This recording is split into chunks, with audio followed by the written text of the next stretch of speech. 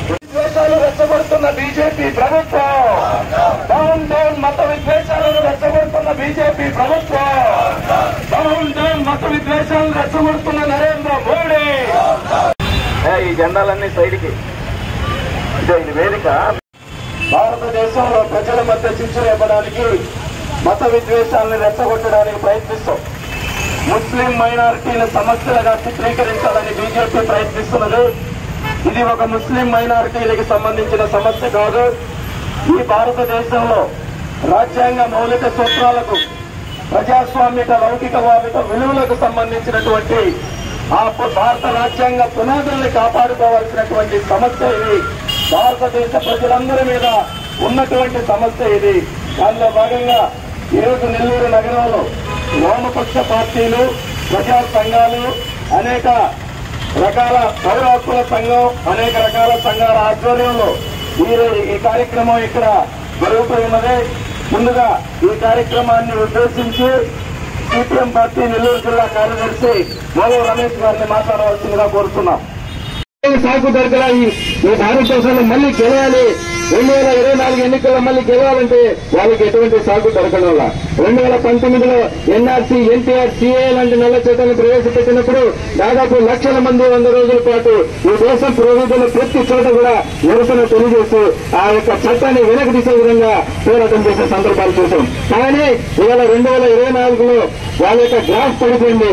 మతోన్మాదాన్ని ప్రోత్సహిస్తున్నటువంటి నరేంద్ర మోడీ యొక్క ధోరణి ప్రతి ఒక్కరూ తెలుసుకున్నారు. కాబట్టి ఈసారి 24 ఎన్నికల్లో బీజేపీ లాంటి మతోన్మాద శక్తి, బీజేపీ లాంటి మతోన్మాద నరేంద్ర మోడీ లాంటి యొక్క పరిపాలన వైదొలగాలి, ఈ దేశం నుంచి తరిమి కొట్టాలని చెప్పేసి ప్రతి ఒక్కరూ ముందుకు వస్తున్న సందర్భంలో వాళ్ళు ఏ విధంగా సరే ఈ దేశంలో మళ్లీ మా ప్రభుత్వమే రావాలని చెప్పేసి ఉద్దేశంతో సిఏఏ లాంటి నల్ల చట్టాన్ని మళ్ళీ తెరపైకి తీసుకురావడం జరిగింది.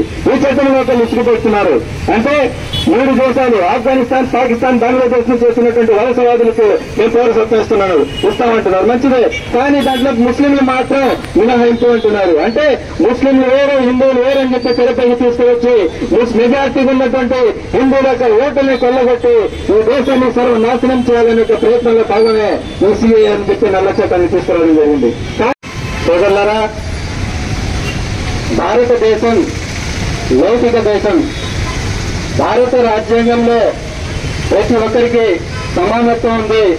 ఈ భారతదేశంలో ప్రతి ఒక్కరు కూడా బ్రిటిష్ వారిని తరిమి కొట్టే దాంట్లో హిందువులు, ముస్లింలు, క్రిస్టియన్లను తేడా లేకుండా ప్రతి ఒక్కరు ఐక్యంగా పోరాటం చేసిన సందర్భాలు ఎన్నో ఉన్నాయి. అందులో ఎంతో మంది ముస్లింలు లక్షల మంది ప్రాణత్యాగాలు చేశారు. 2014 ఎన్నికల ముందు బీజేపీ ఈ కాంగ్రెస్ 60 ఏళ్ల పరిపాలనలో ఈ దేశం అభివృద్ధి చెందలేదు, మాకు కేవలం 60 నెలలు వ్యవహరిస్తే ఈ దేశ రూపురేఖల్ని మార్చేస్తామని చెప్పేసి అధికారంలోకి రావడం జరిగింది. అధికారంలోకి రావడమే ఆలస్యం, ఈ దేశాన్ని 50 ఏళ్లు మేము పరిపాలిస్తామని చెప్పేసి చెప్తున్నారు వాళ్ళు.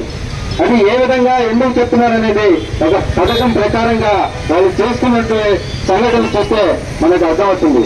వాళ్ళు అధికారంలో రావడమే వెంటనే ముస్లింల పైన దాడులు, మనం ఏం తినాలా ఏం తినకూడదని చెప్పేసి ఒక నిబంధనలు పెడుతూ గోమాంసం తినకూడదని చెప్పేసి ఎక్కడికక్కడ ముస్లింలు చంపుతూ పోయారు.